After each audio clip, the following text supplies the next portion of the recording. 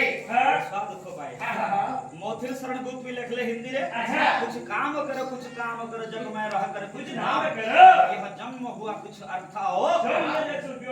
समझो जिसमें कुछ व्यर्थ न हो जीवन रो जीवार मन हैला हम किसी वर्म करो हां